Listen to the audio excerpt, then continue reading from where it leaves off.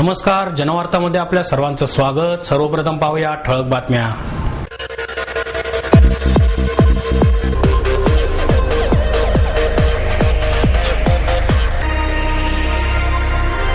Rashtrawadi Congress party भटक्या विमुक्त जाती जमाती सेलच्या भटक्या विमुक्तांना निवडणुकीमध्ये जागा मिळावी, व्यंकटराव अवधूत यांची मागणी। वारजे कला क्रीडा सांस्कृतिक मंचाकडून हौशी पुणेकरांसाठी आरोग्य मार्च या चालण्याच्या स्पर्धेचं आयोजन। आणि पुण्यात लोक केवळ भुकेसाठी हॉटेलमध्ये जात नसून पदार्थाचा आस्वाद घेण्यासाठी हॉटेलमध्ये जातात, ही खासियत लक्षात घेऊन कॅम्पमधील महेश लंच होमच्या वतीने सी फूड फेस्टिवलचे आयोजन।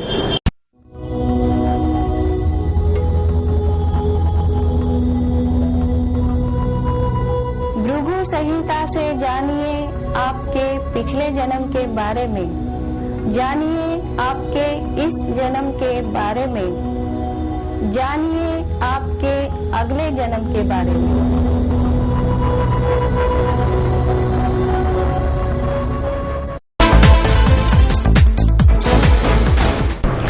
राष्ट्रवादी काँग्रेस पार्टी भटक्या विमुक्त जाती जमाती सेलच्या भटक्या विमुक्तांना निवडणुकीमध्ये जागा मिळावी अशी मागणी भटक्या विमुक्त जाती जमाती सेलचे प्रदेशाध्यक्ष व्यंकटराव अवधूत यांनी पत्रकार परिषदेत केली। यावेळी अधिक माहिती देताना भटक्या विमुक्त जाती जमाती सेलचे प्रदेश अध्यक्ष व्यंकटराव अवधूत म्हणाले, सध्याच्या परिस्थितीत काही पक्षांना भटक्या विमुक्तीचा विसर पडलेला आहे, कारण ज्यांची आर्थिक परिस्थिती चांगली आहे आणि जे नेत्यांच्या मागे पुढे फिरतात त्यांनाच त्याचा फायदा देऊन स्वतःच्या पक्षाचा स्वार्थ साधला जात आहे। भटके विमुक्त 65 वर्षापासून आरक्षणाच्या सवलतीपासून वंचित आहेत, त्यांना ओबीसी मधून आरक्षण देऊन त्यांच्यावर अन्याय होत आहे। तसेच पुणे महानगरपालिका आणि इतर निवडणुकीच्या निवड समितीवर पक्षातून भटक्या विमुक्तांचे प्रतिनिधित्व सुद्धा घेतले जात नाही, त्यामुळे नक्की कोणाला उमेदवारी दिली ते समजत नाही। परंतु शरद पवार, अजितदादा पवार सर्व समाजाला बरोबर घेऊन काम करण्याचे आदेश देतात, परंतु स्थानिक नेते त्यांची आर्थिक परिस्थिती चांगली आहे त्यांच्या मागे पुढे फिरतात व त्यांच्या नात्यागोत्यांकडून जी नावे पुढे केली जातात त्यांनाच उमेदवारी देतात। शरद पवार यांनी भटके विमुक्त मागासवर्गीय आदिवासी मुस्लिम समाजाला सतत साथ दिली आहे, त्यामुळे ते समाजमान्य नेते आहेत। आजही त्यांच्याकडून न्याय मिळण्याची अपेक्षा मोठ्या प्रमाणात करत आहे, परंतु अलीकडे त्यांनी स्थानिक नेत्यांकडे काम सोपवल्यामुळे पक्षाच्या कामाच्या पद्धतीचे सूत्र सध्या बदलत आहे असे दिसून येत आहे, म्हणून त्यांच्या पक्षाला अपेक्षेप्रमाणे यश येत नाही असेही त्यांनी यावेळी सांगितले। आमच्या जी मागण्या आहेत भटक्या विमुक्ताच्या जी अ ब कड जे वेगवेगळे भाग आहेत आमचे, तर ओबीसी मधून आम्हाला जिल्हा परिषदपर्यंत आरक्षण आहे, म्हणजे ग्रामपंचायत ते जिल्हा परिषद, तर त्यामधून आम्हाला जे आमचे 11% आहेत लोकसंख्या शासनाच्या पण रेकॉर्डवर तेच 11%च आहे, तर त्याप्रमाणे आम्हाला हे जिल्हा परिषदपर्यंत नगरपालिकापर्यंत आम्हाला आरक्षण मिळालं पाहिजे आणि आमच्या लोकांना पदं मिळाली पाहिजेत। बाकीचे जे निवड मंडळ आहेत किंवा म्हणजे जे समित्या असतात, म्हणजे पक्षाच्या जी निवड समित्या असतात, त्यामध्ये भटक्या विमुक्ताचे जे शहराध्यक्ष असतील, महिला शहराध्यक्ष असतील, म्हणजे भटक्या विमुक्तातल्या त्यांना कमिटीवर त्या ह्याच्यावर घेतलं पाहिजे। आणि शासनामधून ज्यावेळेस पदं दिली जातात त्यावेळेसही ती भटक्या विमुक्ताचे जे सामान्य जी कार्यकर्ते असतात की त्यांच्यापर्यंत ती पदं पोहोचतच नाहीत, की जे मोठे लोक असतात की जे आर्थिक सबल असतात किंवा पुढाऱ्यांच्या मागं पुढे जे फिरतात त्यांनाच पदं दिली जातात, किंवा त्यांच्या नातेवाईकडून जी नावं रिकमेंड केली जातात त्यांना ती पदं दिली जातात। त्याच्यामुळं काय होतं की कार्यकर्ता हा दबला जातो आणि दबल्यामुळं तो काम करायला सुद्धा अडचणीचा ठरतो। ते म्हणतात की आम्हाला काही मिळतच नसेल तर आम्ही काम कसं करायचं, हा त्यांचा अडचणीचा मुद्दा असतो आणि त्याच्यामुळं पक्षाचंही नुकसान होतं, कारण सामान्य लोक जी यायला पाहिजे पक्षामध्ये ती ह्या निमित्तानं ह्या लोकांकडून ती येऊ शकतात, परंतु जे मागं पुढं फिरणार आहेत त्या लोकांपासून ती लोक येत नाहीत। आणि ह्या लोकांना जर दिलं कमिटीवर घेतलं तर त्यांनाही कळतं की बाबा कुणाला कमिटीवर घेतलंय कुणाला नाही आणि कुणाला घ्यायला पाहिजे, किंवा हा कार्यकर्ता झोपडपट्टीमध्ये चांगला आहे, हा काम भटक्या विमुक्त म्हणजे धनगर समाजाचा, वंजारी समाजाचा, वाद्यू समाजाचा वेगवेगळे कार्यकर्ते असतील ते लोक साधारणपणे निवड समितीमध्ये घेतल्यानंतर त्या लोकांना सुद्धा त्याच्यात चान्स मिळेल आणि पक्षाचा फायदा त्याच्यातला जास्तीत जास्त होईल। परंतु जे पक्षापासून जर डावलत असतील तर मग सामान्य माणूस म्हणतो आम्हाला तिथं घेतलंच नाही तर आम्ही तुमच्याकडे यायचं कशाला, किंवा ह्या अडचणी जे होतात। आणि आता पुढे कसं की पवार साहेब किंवा अजितदादा पवार साहेब दोघंही सांगताना म्हणजे वरतून जे आदेश देताना त्यांचं म्हणणं असतं किंवा भटक्या विमुक्त मागासवर्गीय जी काय सगळ्या दुर्बल घटक जे असतील ती सगळ्याला घेऊन तुम्ही पक्ष चालवा, परंतु निवड मंडळ करताना लोकलचे स्थानिक नेते जे असतात त्यांचे गणित मात्र थोडी वेगळे असतात, कारण ती लोकांना जवळही करत नाहीत किंवा मागं पुढं फिरणार नसेल तर त्यांना नावही त्यांचं घ्यायला तयार होत नाही आणि कमिट्याही देत नाहीत, त्याच्यामुळं कार्यकर्ता नाराज होतो। आणि जी मंडळं जी आहेत म्हणजे महाराष्ट्रामध्ये जी शासनाची जी मंडळं आहेत ते मुख्यमंत्री म्हणजे काँग्रेसकडे आहेत आणि त्या काँग्रेसने खरं म्हणजे ती मंडळाची लिस्ट राष्ट्रवादीने लिस्ट त्यांच्याकडे दिलेली आहे, ती लिस्ट लवकरात लवकर फायनल करून त्यांना ती द्यायला पाहिजे की जेणेकरून लोकांचा फायदा होईल। कारण जर त्यांना म्हणजे मुख्यमंत्री असतील किंवा आणखीन कुठले मंत्री असतील तर त्यांचं खातं मिळवण्यासाठी त्यांना मंत्रिपद मिळवण्यासाठी ते आटापिटा एवढे करतात, मग सामान्य कार्यकर्त्याचा का विचार करत नाही की त्या याचा विचार केला पाहिजे की बाबा ह्या सामान्य कार्यकर्त्यांना काहीतरी मिळालं पाहिजे आणि जर त्यांना मिळालं तर ते सामान्य माणसामध्ये जाऊन त्याचाही उपयोग होईल, तर ते शासनाने केलं पाहिजे। अन्यथा मुख्यमंत्र्यांनी म्हणजे जी समता मंडळ किंवा समता परिषद अशा घेऊन त्याचा काही उपयोग होणार नाही, नुसतं बोलून त्याचा काही उपयोग होणार नाही, तर कृतीने काहीतरी गोष्ट केली पाहिजे। जर आता मुख्यमंत्री सुद्धा येऊन वर्ष झालेलं आहे, मुख्यमंत्री आहेत उपमुख्यमंत्री आहेत, तर वर्षभरात तुम्ही तुमचे मंत्री सुद्धा नेमू शकत नाही, तर आमचे मंडळ तर राहिलेच बाजूला, म्हणजे मंडळ नेमत नाही, तुम्ही मंत्री नेमत नाही, तर कार्यकर्त्यांनी काम कसं करायचं, पक्ष वाढवायचा कसा का पक्ष वाढवायचाच नाही का, मग आम्ही जे म्हणतो की बाबा नातेगोत्याचंच सगळं कारभार चालू आहे, तर म्हणून आमचं म्हणणं आहे की नातेगोत्यापेक्षा थोडं कार्यकर्त्याकडे पण बघा आणि पक्षही वाढवा आणि लोकांचंही त्याचं समाधान करा, अशी एक आमची मागणी अपेक्षा आहे, ती आमची पूर्ण व्हावी, नवीन मुख्यमंत्र्याकडून पूर्ण व्हावी अशी अपेक्षा। कारण बरेचसे मंत्री येऊन गेलेत, 2-3 मंत्री त्यांचे राहिलेत पण त्यांनी अजून काही भरलेले नाहीत आणि मंडळी तशीच बरेचसे शिल्लक आहेत, तर हे भरावेत म्हणजे सगळं त्यांचाही फायदा होईल, त्यांचाही म्हणजे पक्षही वाढेल, आमचाही पक्ष वाढेल, ही आमची मागणी। राष्ट्रीय संरक्षण प्रबोधिनीच्या 121व्या तुकडीचे दीक्षांत संचलन नुकतेच संपन्न झाले। प्रबोधिनीच्या 121व्या तुकडीत 318 कॅडेट्स आहेत, त्यापैकी 16 कॅडेट्स परदेशी आहेत। भूतान, अफगाणिस्तान, तजाकिस्तान, मालदीव या देशातील हे कॅडेट्स आहेत। लष्कराचे प्रशिक्षणार्थी 216, नौदलाचे 40 तर हवाई दलाचे प्रशिक्षण घेणारे 62 कॅडेट्सचा या तुकडीत समावेश आहे। एनडीएला भेट देणारे मुबीन हे तिसरे परदेशी पाहुणे आहेत। या अगोदर रशिया आणि चीनच्या लष्करी अधिकाऱ्यांनी एनडीएला भेट दिली आहे। वारजे कला क्रीडा सांस्कृतिक मंचाच्या वतीने हौशी पुणेकरांसाठी आरोग्य मार्च 2011 या चालण्याच्या स्पर्धेचे आयोजन करण्यात आले आहे। आरोग्य मार्च 2011 या चालण्याच्या स्पर्धेच्या आयोजनात स्वागत तास आणि सहभागी होण्यासंदर्भात सचिन दांगट यांनी नागरिकांना आवाहन केले। वारजे कला क्रीडा सांस्कृतिक विचार मंचाच्या माध्यमातून पुणेकरांसाठी विविध कला, क्रीडा, सांस्कृतिक स्पर्धा आणि महोत्सवाचे आयोजन केले जाते। वारजेकर गेली 15 वर्षे या कार्यक्रमात सहभागी होत आहेत। आरोग्य मार्च 2011 ही हौशी पुणेकरांसाठी चालण्याची स्पर्धा वारजे कला क्रीडा सांस्कृतिक विचार मंचाच्या वतीने आयोजित केली आहे। या स्पर्धेसाठी विख्यात व्यंगचित्रकार RK लक्ष्मण, संगणक तज्ञ डॉक्टर विजय भटकर, आयुर्वेदाचार्य बालाजी तांबे, ज्येष्ठ शास्त्रज्ञ रघुनाथ माशेलकर यांसारखे पाहुणे उपस्थित राहणार आहे।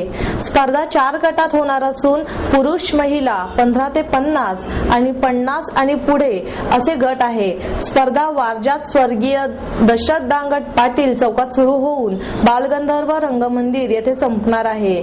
स्पर्धेत व्यावसायिक खेळाडूंना बक्षीस दिले जाणार नाही, त्यामुळे सर्वसामान्यांसाठी ही स्पर्धा होणार आहे, अशी माहिती सचिन दांगट पाटील यांनी दिली। वारजे कला सांस्कृतिक विचार मंचाच्या वतीनं देशाचे आदरणीय नेते शरदचंद्रजी पवार साहेब यांच्या वाढदिवसाचं औचित्य साधून सर्वसामान्य पुणेकरांसाठी आपण या ठिकाणी, हे आमचं पहिलंच वर्ष आहे, त्या ठिकाणी आपण चालण्याची स्पर्धा घेत आहोत। त्या स्पर्धेचं स्वरूप असं असणारी स्पर्धा वारजे माळवाडीतील स्वर्गीय दशरथ दांगट पाटील चौक या ठिकाणी सुरुवात या स्पर्धेची होणार आहे। ती स्पर्धा तिथून सुरुवात होऊन वारजे जाकात नाका, कर्वेनगर, कोथरूड, दशभुजा गणपती, नळस्टॉप खंडोजी बाबा चौकातनं आपटे रोडनी बालगंधर्व रंगमंदिर या ठिकाणी या स्पर्धेची समाप्ती होणार आहे. या स्पर्धेला मी सर्व पुणेकरांना असं आवाहन करतो, आपण सगळ्यांनी सक्रिय सहभाग घ्यावा. या स्पर्धेला आपण प्रथम क्रमांकाचं बक्षीस जे ठेवतोय ते 10,000 रुपये रकमेचं आपण बक्षीस आहे. दुसऱ्या नंबरचं बक्षीस आहे ते 7,000चं आहे. तिसरं 5,000चं आहे. चौथं आहे ते 4,000चं आहे आणि 2,000चं आहे. अशी बक्षीस आपण या ठिकाणी ठेवलेली आहेत. त्यासोबतच विविध काही आकर्षक पॅकेजेस काही हेल्थशी रिलेटेड असतील अशा काही गोष्टींचा आपण त्याच्यात समावेश करण्याचा प्रयत्न करतोय. स्पर्धा ज्यावेळेस आमचं ठरलं करायचं तर त्यावेळेस अशी आमच्या विचाराला की पुणेकरांची जी आधुनिक जीवन पद्धती आहे, असंतुलित आहार आहे, व्यायामाचा अभाव, मानसिक ताणतणाव, वाढते प्रदूषण या सगळ्या समस्यांमुळं लोकांना विविध व्याधी जडलेल्या आहेत. या सर्वांवर आपल्याला जर मात करायची असेल तर सर्वांग सुंदर, सरळ, साधा, सोपा आणि विनाखर्चिक जर काही व्यायाम असेल तर तो चालणं. म्हणून हा उद्देश आम्ही डोळ्यासमोर ठेवून पुणेकरांच्या आरोग्याचा विचार करून पुणेकरांची स्पर्धा सर्वसामान्य पुणेकरांनी या सहभाग घ्यावा म्हणून आपण आरोग्य मार्च 2011 या स्पर्धेचं आयोजन केलेलं आहे.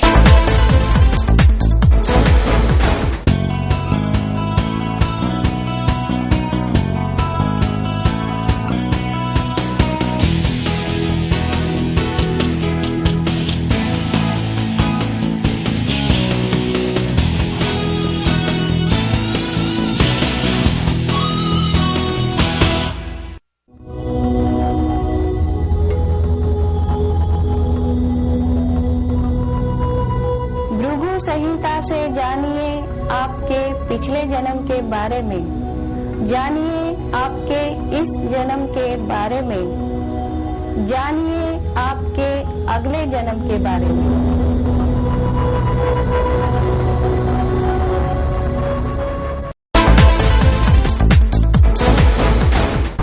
खड्डे, पाणी, वीज यासारख्या शहरातील प्रलंबित प्रश्नांना सत्ताधारीच जबाबदार असल्याची टीका लोकसभेचे उपनेते गोपीनाथ मुंडे यांनी केली. पुनवडी ते पुण्यनगरी या विश्रामबाग वाड्यातील प्रदर्शनाच्या दुसऱ्या टप्प्याचे उद्घाटन मुंडे यांच्या हस्ते झाले. त्यावेळी ते बोलत होते. व्यासपीठावर आमदार गिरीश बापट, आमदार माधुरी मिसाळ, माजी राज्यमंत्री दिलीप कांबळे, भाजपच्या महापालिकेतील गटनेत्या मुक्ता टिळक, नगरसेविका शुभदा जोशी उपस्थित होते.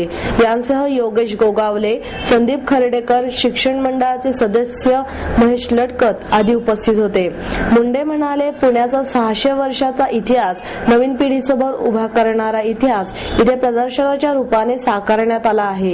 इतिहास हा पुण्यातूनच घडला, त्याची अनेक उदाहरणे पाहायला मिळतात. परंतु हा इतिहास प्रेरणादायी असून नागरिक आत्मसात करीत नाही. कार्यक्रमाचे सूत्रसंचालन उदय जोशी यांनी केले.